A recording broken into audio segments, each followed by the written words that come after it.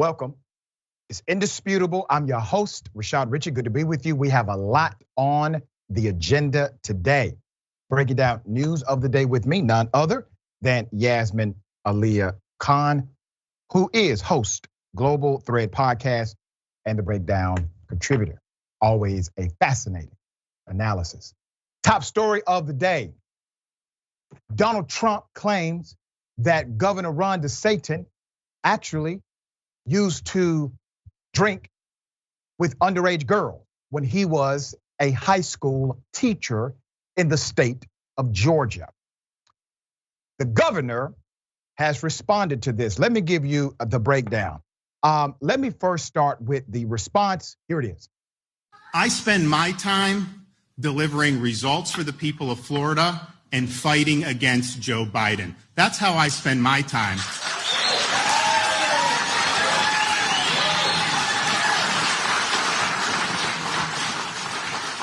I don't spend my time trying to smear other Republicans. Okay, but I do. So let's put up the picture. All right? Now, everyone is well aware I am antithetical to the policy position of conservatives. But this is a different type of question. Now, granted, Donald Trump likely has similar issues in his background, but let's discuss the answer, non-answer given by DeSantis. You see the picture? What you're looking at is basically a meme. And yes, it is confirmed. The governor of Florida used to be a school teacher at a private institution in the state of Georgia. On Tuesday, Trump responded to two photos posted to Truth Social of a man posing with three women, with a caption claiming that it was of DeSantis grooming high school girls with alcohol as a teacher. That's not Ron, is it? He would never do such a thing, Trump responded. No way, he wrote under another post. Asked about Trump's attacks, the governor told reporters on Wednesday, I spend my time delivering results for the people of Florida and fighting against Joe Biden. I don't spend my time trying to smear other Republicans. Now, let me say this. It is really ironic, obviously, that he did not answer the question as it was presented. He pivoted, something that seasoned politicians know how to do very well. The headline of the Hill Reporter, this is an interesting dynamic. The article read, and I quote, exclusive pick, Ron DeSantis accused of attending drinking party with students at high school where he taught. According to the story, information about the photograph was provided to a Hill reporter by a source with close knowledge of the matter.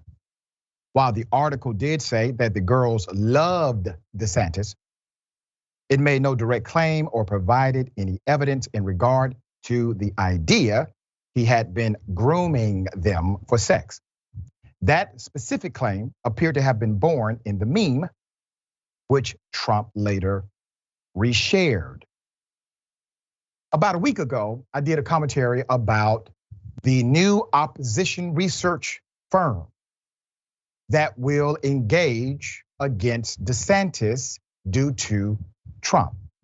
That is the plan. The plan is to have significant opposition research to go after people who Trump believes is a threat. So this is part of it. Now, it doesn't mean that all of the opposition research is wrong or a lie. It does mean it has an agenda, but it doesn't mean it can't be true. All right, there's more. According to our whistleblower, DeSantis had a reputation among students for being a young, hot teacher, that's ironic, who girls love.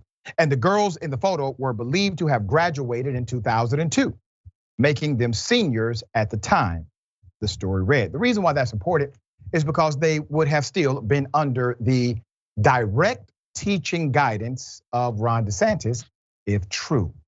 All right, now let me switch gears for a moment.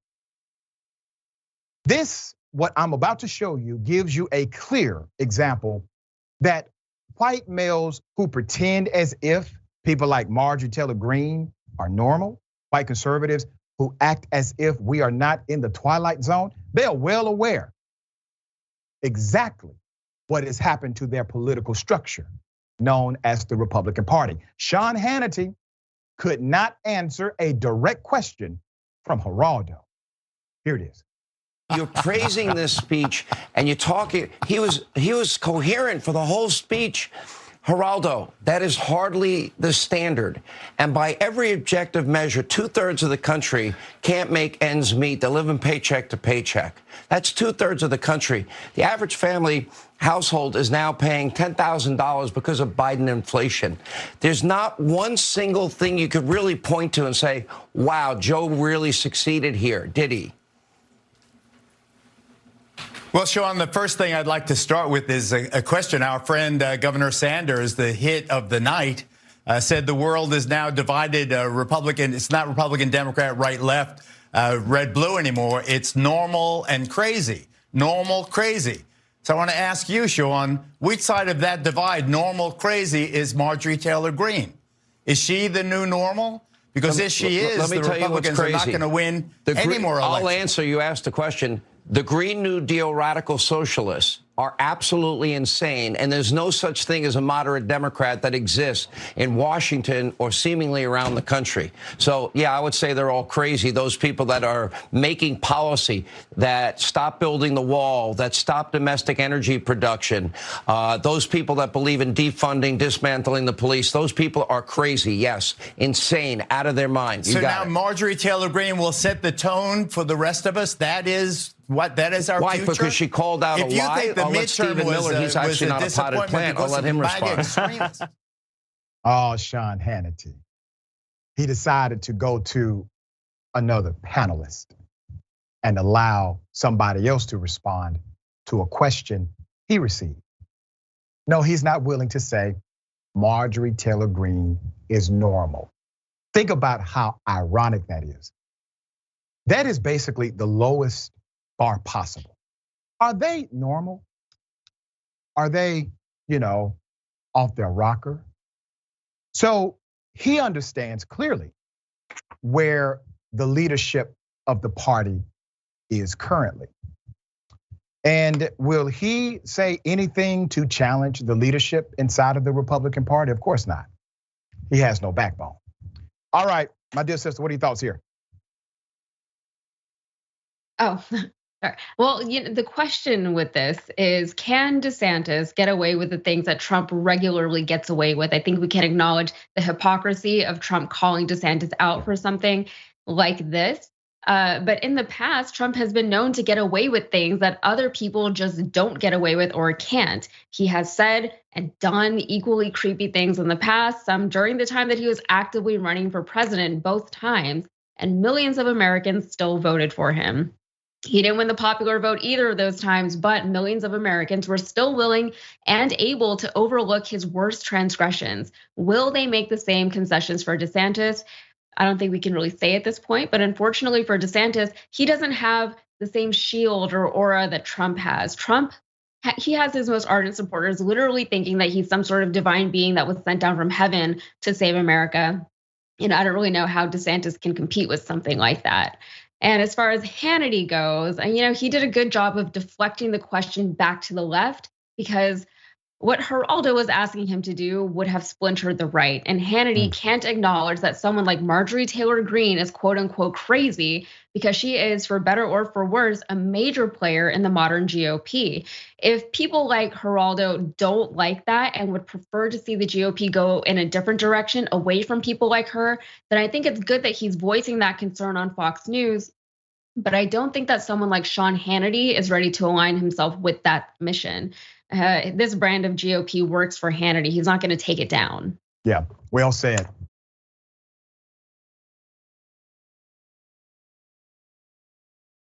All right, another tragic piece of information from the death, the killing of Tyree Nichols. Now, we know one of the officers charged with his murder texted 5 or 6 individuals the picture of Tyrese Nichols as he was laying there in front of them, sparking question if this was premeditated. I'm going to get to the bottom of some of the rumor mill and also provide context as to why questions loom. Let's do it this way. Put up the pictures full mass. This is a damn shame. Per this week's newly released documents, former officer Demetrius Haley, who was driving an unmarked car, wearing a black hoodie and also talking on his cell phone, forced Tyree Nichols from his car using profanity and then pepper sprayed him in the eyes. Additionally, Officer Haley never explained why Nichols was being stopped, why he pulled him over, nor that Nichols was under arrest and his body cam wasn't even on. So let me pause on this moment. They do have a mandate, a policy to have their body cameras working, okay? The Scorpion unit has that as a protocol mandate. They also have a protocol mandate to report other officers who engage in criminal activity. That did not happen either. There's another dynamic here worth noting. The day we received the police report called the narrative, the day we received that, it told us that they actually engaged and observed Mr. Nichols the day before, recklessly driving. And that was the reason they decided to engage him on that particular night. Why did they say this? They said this in order to create a false narrative so that adverse contact would be justified, because they knew nothing he did that day would justify their contact. Even the police chief went on national news and said, we do not see any reason that he was pulled over. Nothing in the record reflects a prerequisite to pull him over. There's more. In the newly released documents, police officials say Mr. Haley, the cop, admitted to sending a photograph of Mr. Nichols to at least 5 people, including 2 fellow officers, a civilian employee of the department and a female acquaintance. A 6th person also received the photo, the records state. Prior to releasing documents confirming Officer Haley took photos, speculation rose among people online questioning if one of the officers indeed took photos. Now, other people are beginning to draw unconfirmed connections between Officer Haley, Nichols, and one of the recipients of the photos. Now, why are people drawing conclusions? They're drawing conclusions because there's a lack of transparency. Remember when the chief came out and said they were going to be transparent with us? Well, we're finding these things out through open records requests. No one is coming to a press conference saying, hey, here's everything up front, here's all the information, and we're being transparent. No, we're finding out about it after the fact, through other means, not by way of the engaged governmental system known as the police department. As they promised, they have broken their promise. They're not being transparent. There's more. Turns out Tyree Nichols, this is coming from Facebook. Turns out Tyree Nichols worked at FedEx, and Demetrius Haley's ex and mother of his child worked at FedEx. Demetrius took a picture of Tyree on the ground and sent it to his ex. All the officers involved went out bad over this man's personal issue. I saw that post as well. I refused to repost it because it was unconfirmed. And I'm still not going to repost it. But I do call on the Memphis police to be transparent about who received those text messages. Let me tell you why. If those pictures of Mr. Tyree Nichols went out without any context, meaning no text message context, there was no additional content other than the picture, that would indicate, ladies and gentlemen, that would indicate that the people he sent the picture to, that they were aware of why they were receiving it. If there's no text message information, no word, no explanation, nothing, It's a strong indication that somehow this may have been actually premeditated.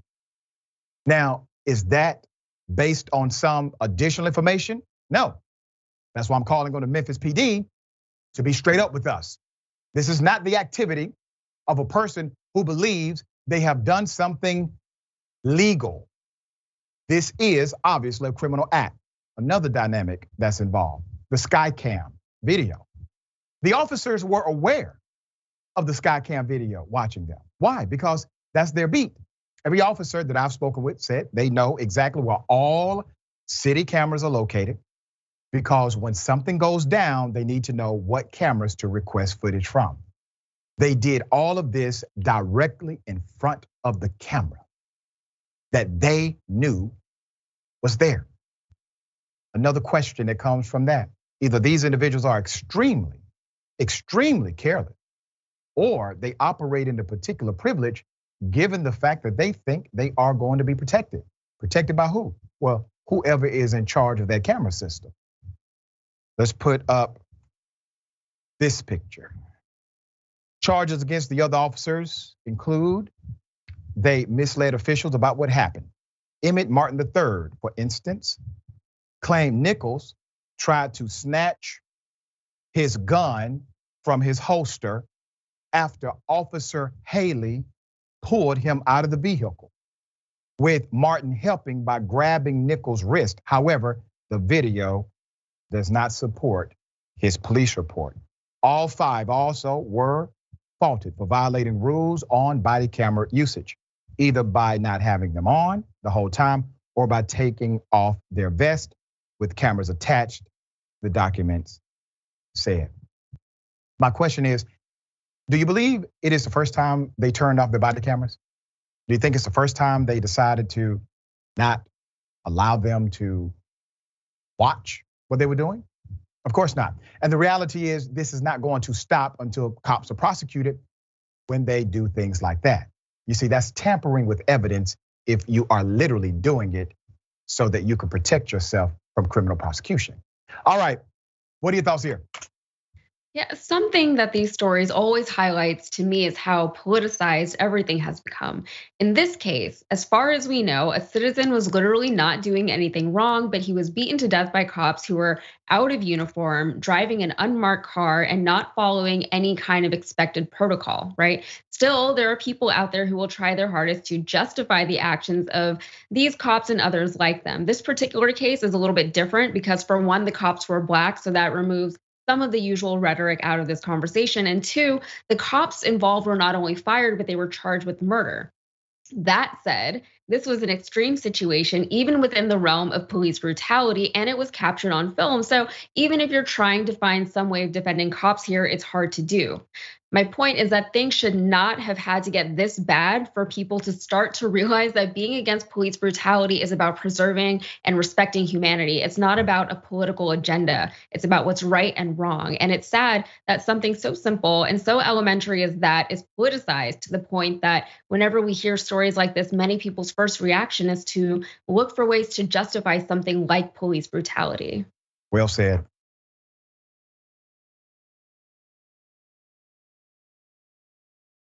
All right, racism right in your face. Let me go to the video first. Here it is. Illegals living here?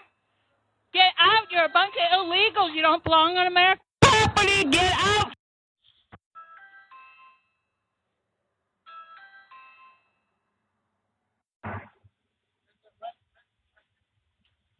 You're not American, get off of my property. You're not American, get off my property. Did you have something to do with 9/11, jack off? Can you get out? You're not American, get off my property. And if you can get away with it, because I'm American, it's my property. Okay, then give me your full name.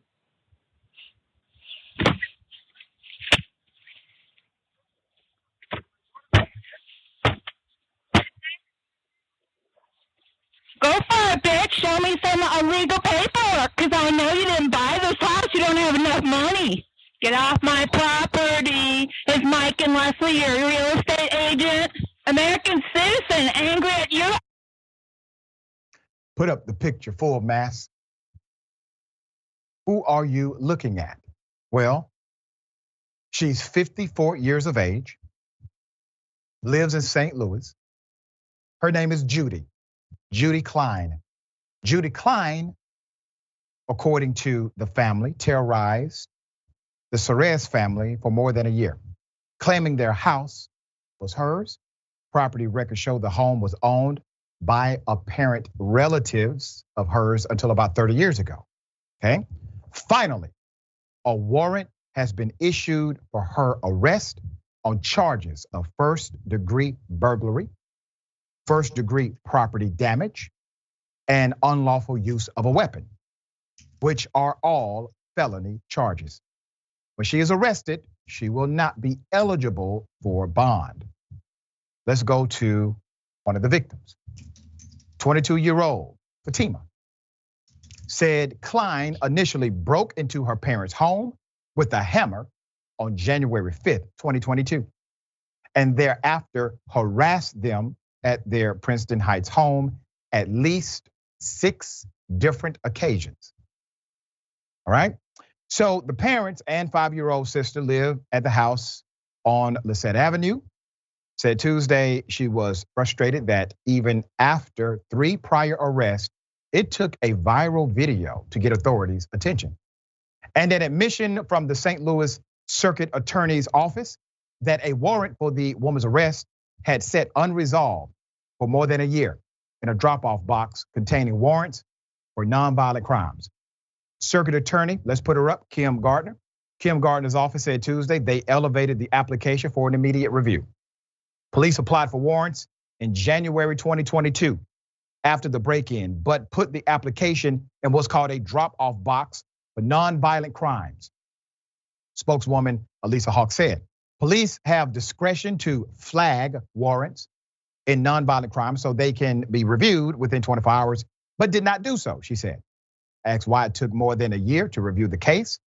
Hawk said the office prioritizes violent crimes and reviews other cases on a rolling basis. So someone who either A, breaks into your home, attempts to break into your home, threatens to do things to you at your home, all of a sudden those things are not serious crimes. How in the hell did their explanation even make sense? It did not. There's more. All right, so the parents, give you some background. The parents, originally from Mexico, bought and moved into the same home on Lisette Street 6 years ago. Things were fine until that day in January. She said when her father and sister were in or on the first floor, or in the first floor living room, and heard what sounded to be a window breaking in the basement. That's a hell of a situation, right? Her father rushed to the basement door and found Miss Klein with a hammer walking up the stairs. He slammed the door and locked it shut. Klein then left the basement and went around to the front door, where the family's Ring camera caught her beating the door with a hammer. What do you think the intention was? You break into somebody's home with a hammer. You are literally walking upstairs, getting from the basement to the living room with a hammer. What do you believe the person wanted to do? Definitely not have tea. This is a violent act. All of us would agree. Nobody would say, hey, put this in the drop-off box for non-violent offenders. After the break-in in March, Ms.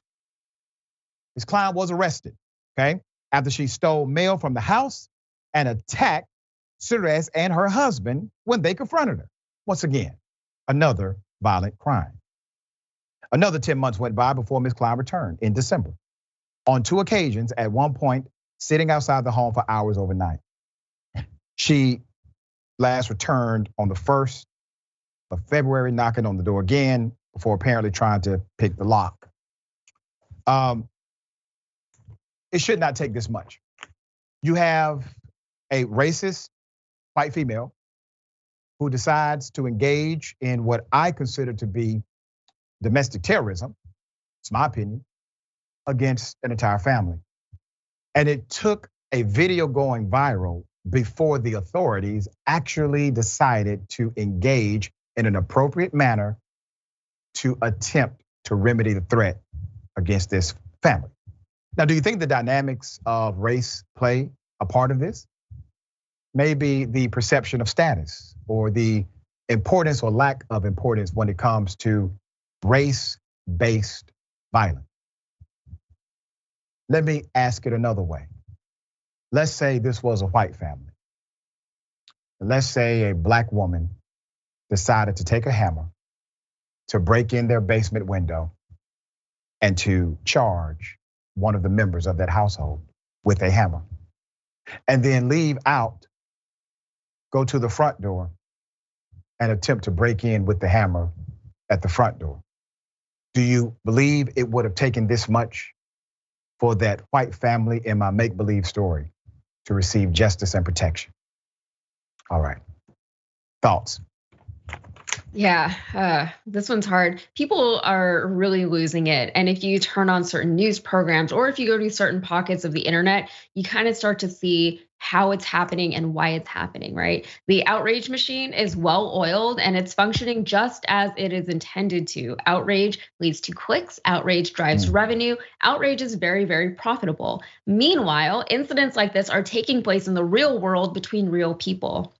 And when we report on things like this, on stories like this one, we can kind of pick it apart and get all the details of this story. But that sort of implies that this is something that can be resolved between the two parties or maybe with the authorities involved, right? The reality of it is that this incident is a symptom of a much larger and much more far-reaching problem. And we're not going to stop hearing stories like this unless we address the things that are causing people to behave like this woman, right? People are scared of things that they shouldn't be scared of. They're being told that there are no good solutions to things. And they're essentially being harassed with images and stories that are bad for their mental health. It's a lot to ask of the average person. So it shouldn't be surprising that we're seeing stories of people breaking this way. Yeah, all right. We got more on the other side. Is Indisputable. Stick and stay.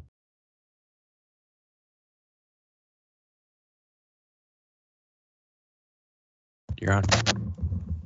All right, welcome back. We got a lot of show left. We got some comments. I'm kind of pressed for time. I will read as many as I can. The watch list, don't forget the big homie Jared Jackson. Make sure you tune in. We got a new time now for the watch list, all right? Weekdays live, 5 p.m. Eastern time, 2 p.m. Pacific time. JR takes action on stories relevant to us. News, politics, culture, current events, sports, and more. Make sure you subscribe. YouTube.com/watchlist Amazing program. Let me read some of these comments. Mika C, the silver-haired dragon, says, this coming from the pedo who owned the Miss Teen America pageant and bragged about going into the dressing room and described the naked and half-naked bodies of the teens. And he did so as if it was a right to do because he owned the contest. That's exactly correct.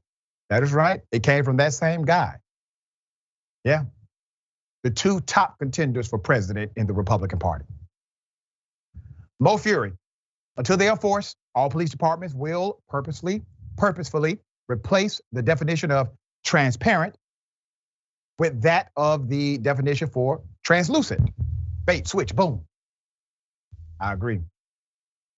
Moon Dragon, thank you for that, Moon Dragon. Yaz and Dr. Richey are my favorite combo. Love you both, and we love you back, Moon Dragon. Thank you for that. Tim Jenkins, thank you for that, Tim. Just sent you a DM on Twitter and IG regarding an abusive cop and no accountability. No need to read it. Oh, I already read it. Okay, here's what you do. Go to Indisputable at TYT. Indisputable at TYT. We have the graphic. Let's put it up if we have it. But email us at Indisputable at TYT. All right. Make sure that email gets to me. That's how we take care of these stories. All right. Okay. Donald James X, member for 8 months, Indisputable. Thank you so much for that. Ron DeSuck-ass was the cool teacher, ? He taught his students how to shotgun a beer. That's what he said, shotgun a beer. I hope not, man, damn. Lobo Atwater, welcome to Indisputable. All right, ladies and gentlemen, I wish you Karen would. You want to call the police on them for having a barbecue on a Sunday. I feel free! Back off! I'm going to tell them there's an African-American man threatening my life. She is on the phone with 911 right now. I'm rude and he's just threatening me right now. Look at her. She said I just threatened her. What threat? What threat did I make towards you? I'm Elizabeth. What threat did I make towards you, ma'am? Huh? This is crazy. I already knew what it was when I first got here, though. He or she is 1 minute later trying to sound distressed so the police can come quicker.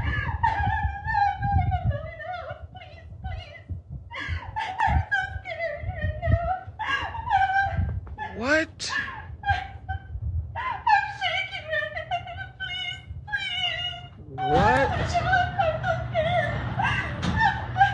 What in the world is this, boy? I ain't gonna lie. I've never in my life had to deal with no like this. Never in my life. Let's put the picture up. Now, I'm going to explain a perspective that typically is lost when videos like this present themselves. This is one of the scariest positions for a black male to be in. To have someone like this person cry and act distressed when, according to him, there was no reason to. He provided no threat. He engaged in no criminality. But every black man in America is aware of the weaponization of tears, of white tears in particular. We are aware of what that narrative can do. See, what you just saw was a life and death situation. Please understand, what you just saw was a life or death situation. You get a particular cop who responds after dispatch says woman in distress has been threatened by a young African-American male. He may be armed, we don't know. He's aggressive, she's crying. Now the cop is amped up. He comes to the scene, him and his partner maybe. Guns blazing. Over a lie.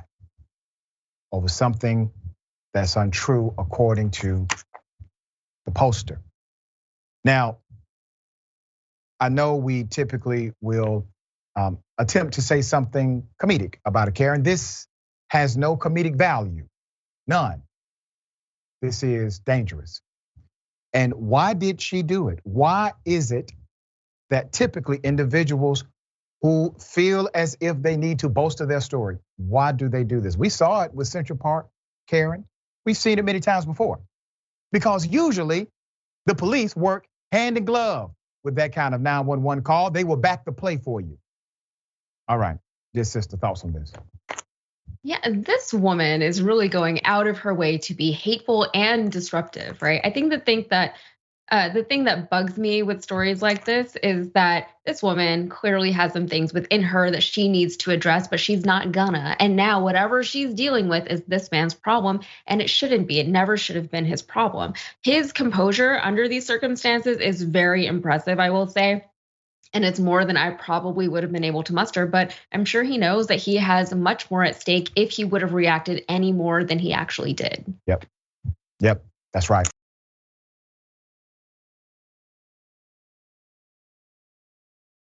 A very sad situation. What you are about to see is disturbing. Here it is. You're a black girl. You know your roots. It's February. Your mom is never letting anyone in. You're nothing but a slave.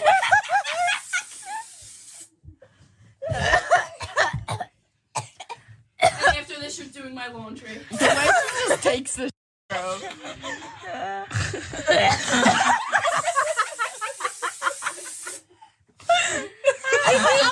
black and I'm proud. These are high school children acting this way. Let's put up the picture. They were derogatory about Black History Month,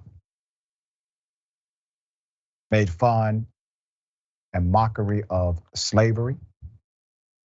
And I want to say this to every single one of you. Your parents have failed you. Your institutions have failed you. Now, maybe there's still hope for you. You can possibly overcome the immaturity of your youth. But that kind of insensitivity is learned. That kind of racism is not natural. The fallout at St. Hubert Catholic School for girls in Philadelphia neighborhood of Holmesburg picked up on Wednesday following a racist video that shows students in blackface and circulated on social media the day before. Two parents of former students went public with stories of harassment their children faced at the school in recent years. And the school switched to flexible instruction with students completing coursework at home after reactionary general threats were made, according to administrators. At the advice of the Philadelphia Police Department, St. Hubert's also canceled extracurricular activities on the campus for the remainder of the week. The video at the heart of the backlash shows several white teen girls, with one spray painting the face of another with a dark color and yelling, "Know your roots," and it's February, and you're nothing but a slave. The girl with the blackface then declares, "I'm black and I'm proud." Other girls present laughed throughout the entire video. In a Facebook post Tuesday, leaders of St. Hubert said they were aware of the video and were investigating. The quote is, "All those responsible will be disciplined appropriately in accordance with our school handbook," they said. So really, you all have a handbook procedure for this. Okay, good. Can I see it? By Wednesday, the Archdiocese of Philadelphia said the two students allegedly responsible for the video are not present in school and are not being disciplined appropriately. Being disciplined appropriately, though they would not offer specifics, no details available. They also said one of the girls is from a non-Catholic high school in Philadelphia. Oh my goodness, that's what it was. I mean, that was really important for the preacher to tell you. Just so you know, one of them, they weren't Catholic. Protesters at St. Hubert's on Wednesday morning. These protesters said the video wasn't an outlier. At least two parents in attendance said their children, who were formerly enrolled at that same school, faced a hostile and unwelcoming climate because they were black. Both parents said they withdrew their child after the harassment became too much to bear. Once again, it's pretty typical, right? We see something like this, it expresses itself through the permeation of social media. And as it expresses itself, the institution wants you to believe this is an isolated incident. This does not represent our values. We have no idea how this happened. This is shocking to everybody here. And then black parents come out and say, well, wait a minute. We had the same issue with you last month, or we had the same issue with you last year. It was so extreme, we had to pull our own children out of the Catholic institution because of this issue. Now, will there be legislation proposed? No. Will there be a new policy dynamic? No. What will happen? Nothing. Nothing. The reality is these things exist, and they exist typically in silos. We don't hear about them much until it goes viral. But when it goes viral, what happens? Everyone acts as if this is uncommon. But then the individuals who have experienced the adverse impact of racism, they come out and tell the true story. All right, thoughts here. Yeah, honestly, I don't know why blackface still happens. Even if you're a racist, and even if you think that you have a right to express yourself, including your racism, you have to know that it's not going to end well for you. But whenever I see racism to this degree in young people, it's like what you said, it just feels so incredibly unnatural to me. I mean, racism in general is unnatural, but in young people specifically, you know that they're being taught how to be racist either at home or at school or maybe in online circles and communities. This is why education is so important. And this is why it's so important to not only study Black history, specifically American Black history, but also Black literature, Black contributions to math and science, et cetera. Acts like this are so incredibly dehumanizing to the Black community, but it's much easier to dehumanize people that you don't know anything about, right? It's much harder to feel empathy for people when you don't know anything about them or their culture or their history. And I think it's safe to say that these students are not getting the education or the guidance that they need to be less racist than they already are. And it's really sad. And, not being this actively racist is easier than being racist. Yeah, insanity. All right, we got more on the other side. It's Indisputable, Stick and Stay.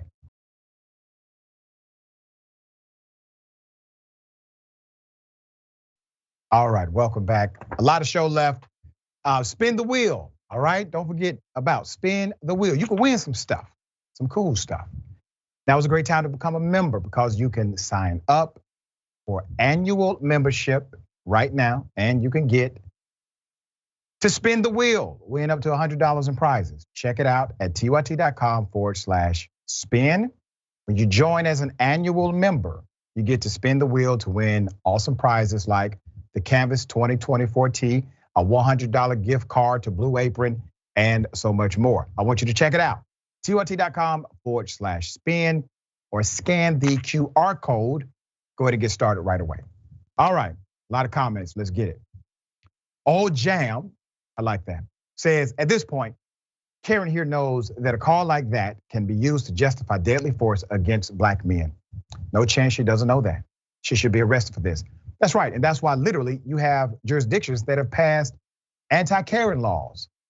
And these anti-Karen laws basically are laws that will penalize you for making a false 911 call. Well, it is ironic because making a false 911 call is already illegal.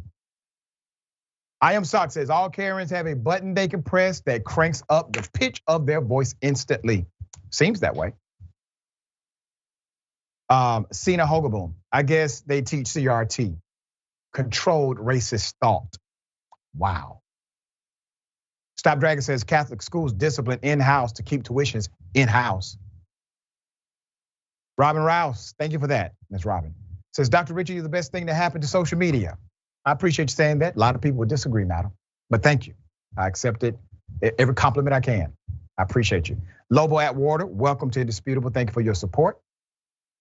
And let's go to Twitch. -8. That's clever how you did that. I like it. Should sue her for trying to get him killed. You're damn right. Absolutely. We need a police report the other way. Now I need to report a false report. Okay. Yeah, it's here.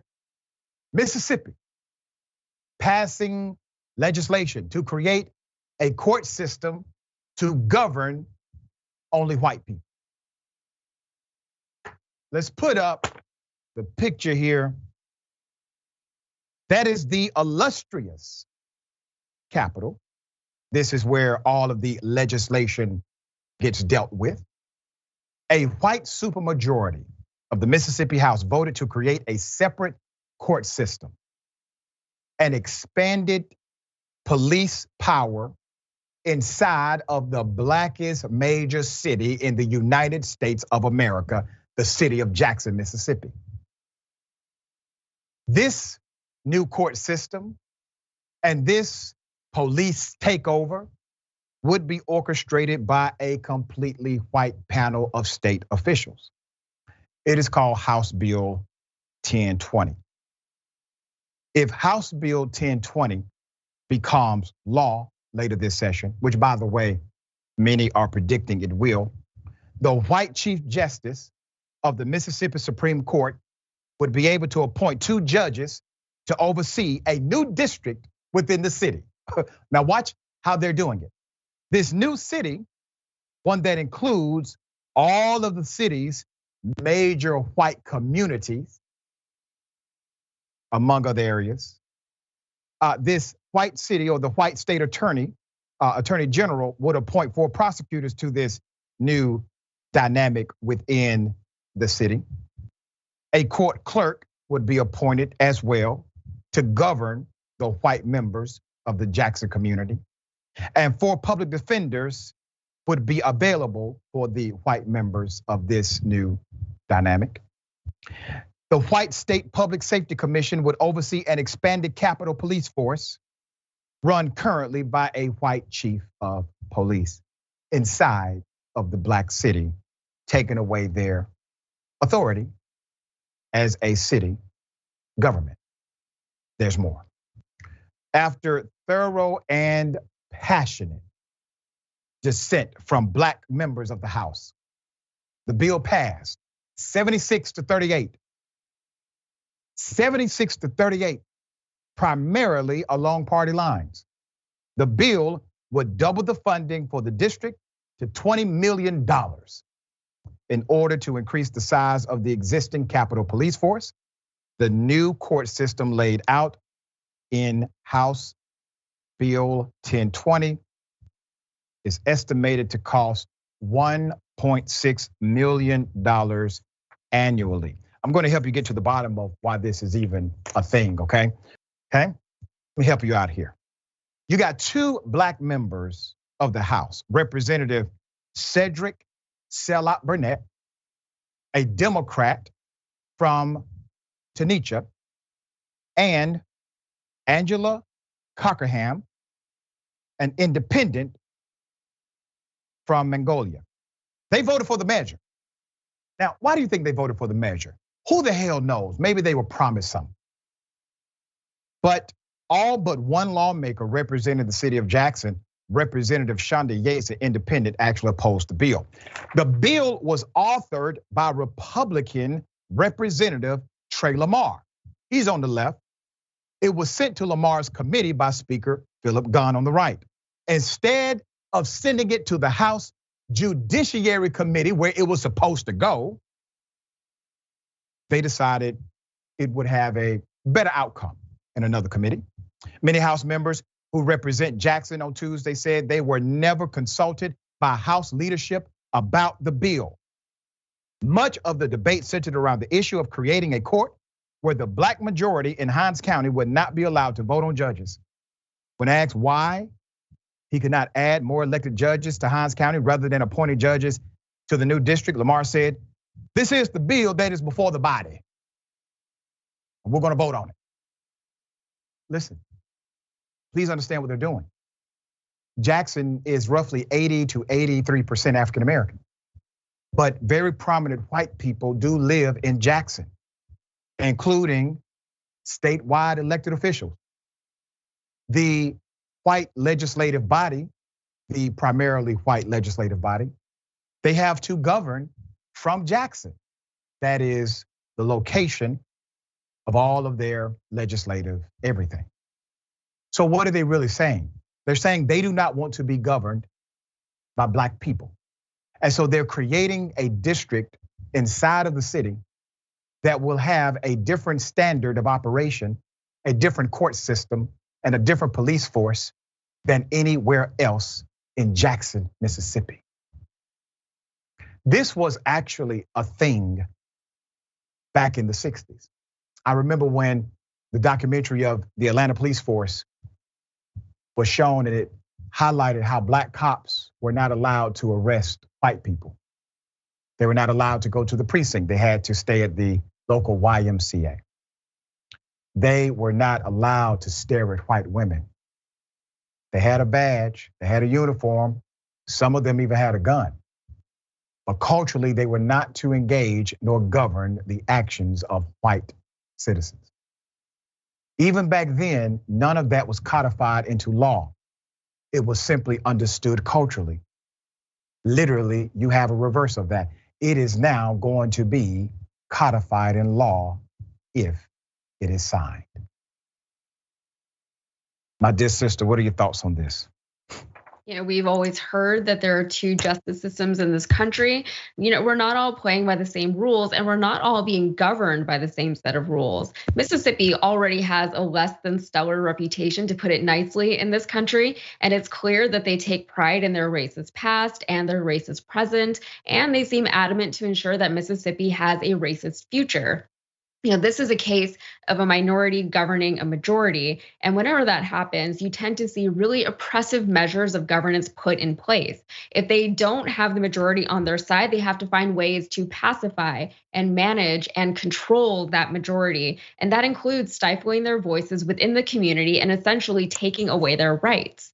And the thing with laws is that there are always loopholes. Whatever somebody wants to happen usually can be made to happen within those laws. Or in some cases, you see things happen outside of the law, but if there's no oversight or no meaningful opposition, then who cares? Do whatever you want. Yeah, so we will obviously follow this story. This is, once again, one of those places where likely it is going to act as a first of many. Okay, so we have to pay attention to something like this.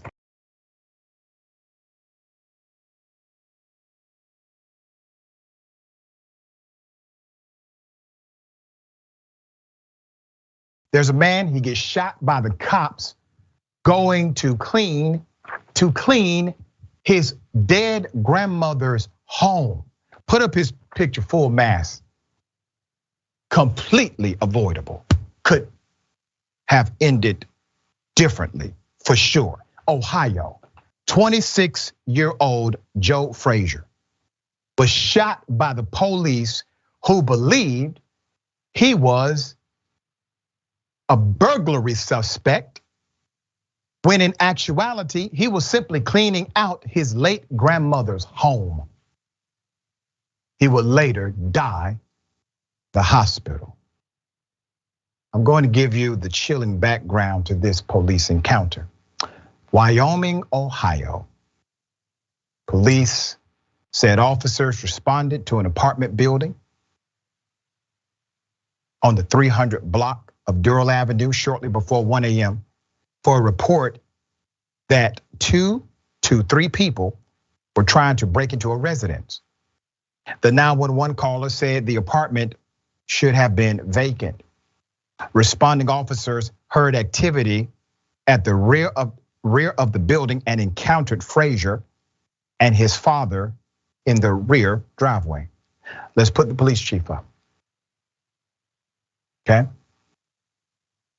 Her name is Chief Brooke Brady, claimed that Frazier was in a minivan and refused commands to exit. Let me read this statement from the chief. The minivan reversed at a high rate of speed before hitting a tree, at which the point the vehicle accelerated rapidly at our officers, she said. The officers fired 4 shots at the minivan as the minivan was accelerating towards them. With the vehicle smoking and the engine still running, our officers forced their way into the minivan and pulled Mr. Frazier from it. They then provided life-saving care, and he was transported to University Hospital. His cause and manner of death have not been released. He was 28, he was 28 years of age. His manner of death was what the police did. There's more. Frazier's family has disputed that entire police account, saying Frazier was not a burglary suspect. Rather, they say he and his father had been cleaning out an apartment his grandmother lived in before she recently died. NBC affiliate WLWT of Cincinnati reported. His sister Shonda Coleman told the station, and I quote, "I didn't hear none of that. I didn't hear no commands. All I heard was pop, pop, pop, pop. Like it was like 10 rounds. Wyoming police are cooperating with the Hamilton County Sheriff's Office and the Hamilton County Prosecutor's Office in the investigation and review. Prosecutor Missy Powers will decide if any charges will be filed against the officers who fired their weapons. Now, listen, we're not the court of law here. We are the court of public opinion. He was not at that home burglarizing anybody. So does it make sense all of a sudden an individual who is still grieving the loss of his beloved grandmother, going to her house, going to her apartment to clean it up because this is what a dutiful family member does. All of a sudden, he wants to now kill the police. Does this make sense to you? And then the chief coming out with a statement absent of facts. How can you oversee an investigation when you have already concluded, chief, that your officers were justified absent of actual evidence? There is no way this department nor the county sheriff's office should be in charge of this case. The reason is because too many damn cops work for the divisions, the police department, the sheriff's department, and they have variations of coordinated events and operations, etc.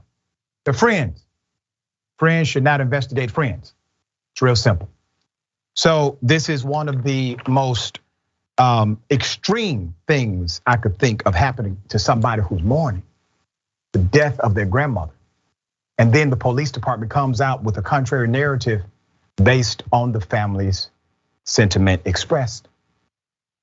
But this is why it's important to say something, to always speak up. Because when they're knocking on your neighbor's door, if we don't say anything, they will eventually knock on yours. And this is why our coalition is better together than separate. We all lose when there's police misconduct. We all lose when there's an incident like this that leads to the death of a man who should be alive. We all lose. All right, Jordan, thoughts here. This is tragic. I hope that people in that community, that it's a rural community north of Cincinnati, predominantly white. I hope people wake up. I hope it activates a new sense of justice and fairness within them. It's unfortunate that sometimes these instances are what it takes for people to finally recognize systemic problems when it affects them or someone around them. But also, it underscores this issue that I've had a problem with for a while, this kind of suburban panopticon where everyone feels like they're just cop or detective adjacent, where these busybody suburbanites are spying on their neighbors or watching their neighbors, posting on Nextdoor about suspicious activity and watching their Ring camera footage, and everything is nefarious, and they live these paranoid lives where they're deeply suspicious of their neighbors. That is so unhealthy, and it leads to moments and instances like this where someone is cleaning out a late relative's apartment and they have the police called on them and then they're killed. Like this should not happen. Just mind your own business and let people live their lives. It's so simple. Somebody is dead now. You got to think about this, dear brother. They just laid to rest the grandmother. Now they are laying to rest the grandson. This should not be. We will bring you updates as they come with this story. We do not know if these cops will be charged.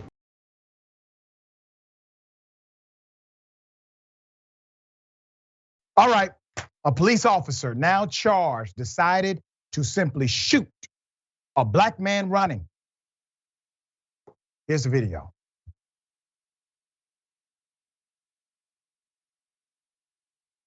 Everything's good? Yeah, I got the weapon right here. All right, good job. Yo, shots fired. Guys, shots fired on Marion.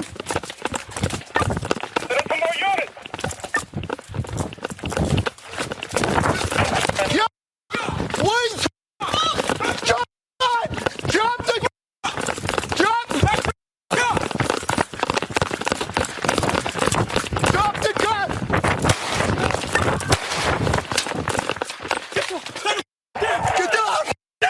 Get down! Put your hands behind your back! Put your hands. He had no gun. There was no reason for the cop to believe it. Let's put the picture of the carnage created by this officer.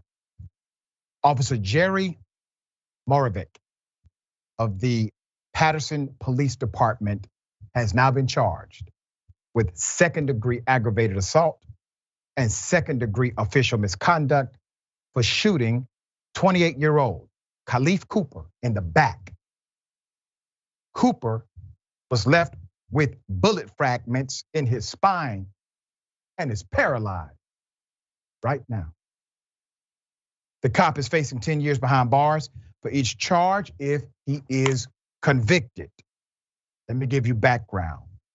Moravec arrived on the scene and told everyone that they needed to leave due to a noise complaint.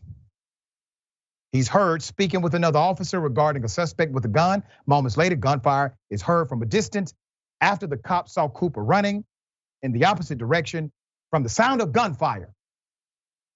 He changed course and began chasing Cooper before he shot him in the back. Please understand, the brother is running because he heard the gunshot too. So he's running. He doesn't want to be shot by whoever is shooting in that location. It is the most normative thing a human being can do, is to try to get the hell away from gunfire. Self-preservation. Cooper is heard repeatedly telling the officer that he did not have a gun as he laid face down on the ground after being shot. I don't got no gun. I don't got no gun, he said, as the cop yelled, turn around. After he handcuffed Cooper, the officer asked him, why did you run from me? Cooper says, I was scared, but I don't got no gun though.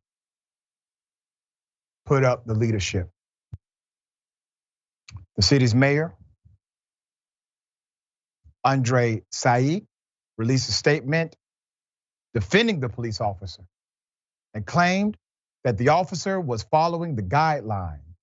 However, the Attorney General, Matthew Platkin, said that the officer did in fact violate the state's use of force policies, and he didn't give a damn what the mayor said.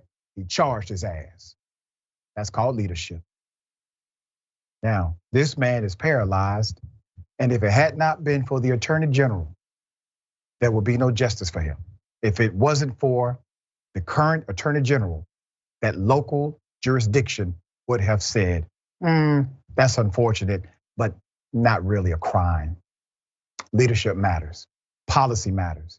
People who implement policy matter. All right, this is the thoughts here.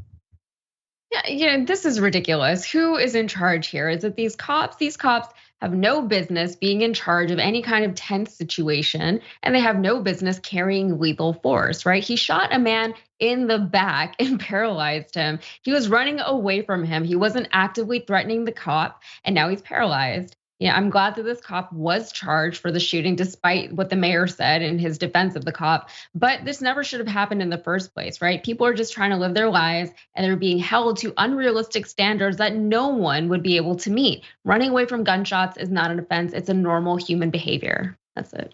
Well said. Always a pleasure, dear sister, having you on the program. Tell people how they can follow you. Check out your great work. Yeah, you can find me on The Breakdown on YouTube and on Facebook. And if you want to follow me, you can do so on Instagram and TikTok. The handle is at YazK, YAZZZZK, 5 Z's. Always a pleasure. All right, until next time. Ladies and gentlemen, stick and stay. The bullpen is next.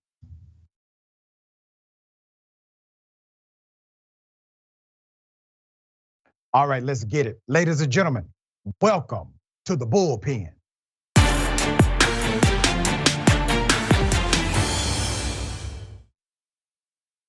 In the bullpen today, my dear brother from another mother, we have Ben Jealous, who was the youngest person to serve as the national president and CEO, the NAACP. He has a new book.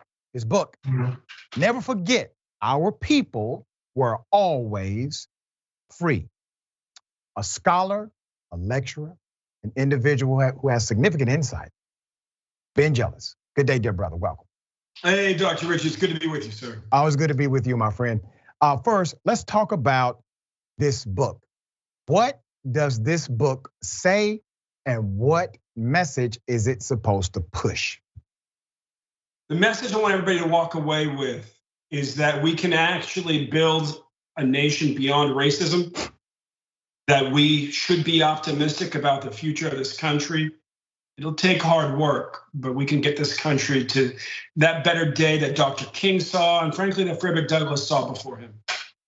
You know, you taught me something a while ago, man, and you and I chopped it up. And you said, you know, there's an aggression factor. And we were contextualizing it through the industry of policing. Yeah. And you said if a person has an aggression factor of, let's say, 9 out of a 10-point scale, but they have a racist factor of, let's say, maybe 5 or 4, the aggression factor will lead that individual typically to an adverse interaction with the civilian. But if it's the other way around, if they have a racism factor of, let's say, 9, but an aggression factor of 2, typically you will not see an expression of violence against the civilian. You taught me that, and those numbers actually pan out. I was fascinated by that because I do realize the context in which it's presented, and it taught me something new about the dynamics of race and culture and how it interplays in certain industries like policing. You have a very hopeful point of view. And I'm hopeful too, my dear brother. I may not be as enthusiastic as you are in believing in the powers that be, but I am a hopeful guy. I would prefer to draw circles, rather than draw lines. And that has been your leadership style since day one. So let's talk about the realities of our bias and prejudice, the dysfunctions in our societal construct. How do we fix them, brother? We have to understand how things were when they started and what that says about where we're headed. I was taught Politics 101 by Charles V. Hamilton. He was the co-author of Black Power. Yep. And he was also the first tenured Black political scientist at Columbia University. And he would say something that my grandma very much is the inspiration for this book. The quixotic title comes from something that she used to say. But he said something that I'd only heard my grandmother say before him, which was never forget, before there were slave rebellions, there were colonial rebellions. And what he was talking about was that in the beginning, like in the 1600s in Virginia, when you saw rebellions against the colonial government, it was European indentured servants and African enslaved people rising up together. And the question is, how did that stop, if you will? Why did it stop? The answer is, well, first they tried the military and they didn't quite stop the rebellions. And then they tried new laws about race and differentiating the two groups, didn't quite stop the rebellions. All through that period, by the way, slaves were categorized as people, even in the slave rolls. But then in the early 1700s, something shifts. The definition of the word race shifts. And it goes from meaning tribe to being this pseudoscientific theory that there are multiple human races. That's why people like me are called mulattoes. But mules can't have kids, but I got 2. Right? And so, in other words, when the military and new laws didn't work, they reached for the culture and they tried to change the culture and create this notion that our people were subhuman and therefore poor white folks should just stay away from us. We didn't want to be associated with us and our subhuman selves. Well, that worked better to split the two groups. But why is that important? Because Charles Hamilton was saying, man, politics is a lot like physics. For every action, there's an equal and opposite reaction, and something in motion will return to its original state. And what he was trying to teach us was that where a country is ultimately headed is back towards rebellions, if you will, towards a politics in which the welfare of everybody's children is more important than our colors.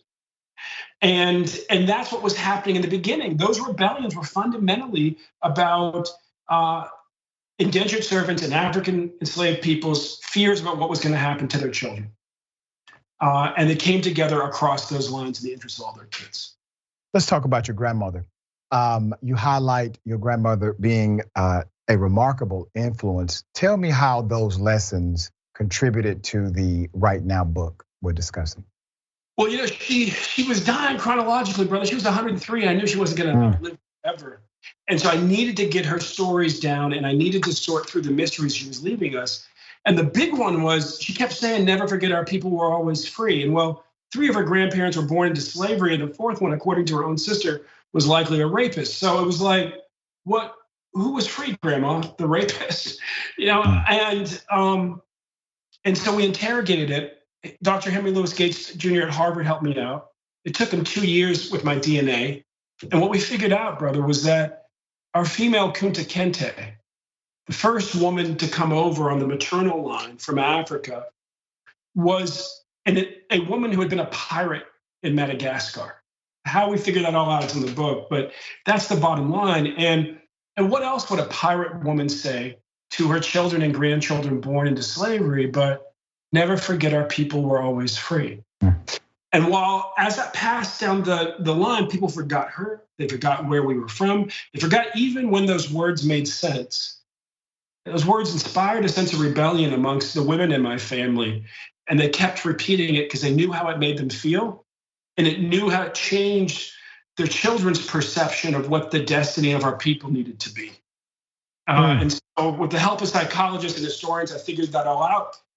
But that's where the title came from, and that's the way that Grandma really, kind of got me going with this book, was giving me something I just couldn't understand, but I had to figure out. You highlight the reality of structural racism. And a lot of our fight is to deconstruct the construction that has created destruction in our structural reality. And in the midst of that, critical race theory comes into play. What you're talking about is a deconstruction model, right? Critical race theory literally tells us that race is a created construct, and that created construct has real social outcome. And you are basically showing, without saying CRT, which has become a negative somehow, I don't know, but you are showing the reality of our human dynamic and the connections of our human dynamic. And to get back to that overall connection, you have to be intentional about the deconstruction of these patterns, these social influences, and these norms we have accepted as reality. We have to actively fight against those in order to get back to the human dynamic. Is that a proper proclamation? Absolutely. I think storytelling is always the most effective way to communicate. And so I use stories. You and I are both orators and rhetoricians. We use the word, we use the words precisely. Let's just agree that critical race theory is like the Neapolitan ice cream of scary words. Like critical race theory all scare people for different reasons. You put them all together, it's not hard to imagine why the right wing might be able to do something with it. But the intention of people like Derek Bell or Andrew Hacker over the years was just to get us to stop for a second and think about what is this game that we're all a part of, and what might we improve it and therefore improve the outcomes for everybody. And that's what my grandma would do with her stories. She would tell you stories, go all around Robin Hood's barn. But when they got back, you had been transformed by that story. And that's what I hope to do for people with this book. So amazing, dear brother. Your books are always remarkable. You write some of the most thought-provoking books, thought-provoking quotes of anyone alive, dear brother. I have so much respect for you, my friend. Very thankful for how intentional you are. Never forget, our people were always free. How can they get the book now? Please go to your local independent bookstore. Go on Amazon.com, whatever easiest for you. Please download it. And I read the Audible. So if you prefer that, you can hear me read it to you. Always a pleasure, dear brother. Look forward to having you back on the show. All right, appreciate you, Dr. Richey. All right, there you have it. Make sure you get the book. I'm getting it today. Don't forget, take care of yourself, take care of each other, take care of the planet. Remember, the truth is always indisputable.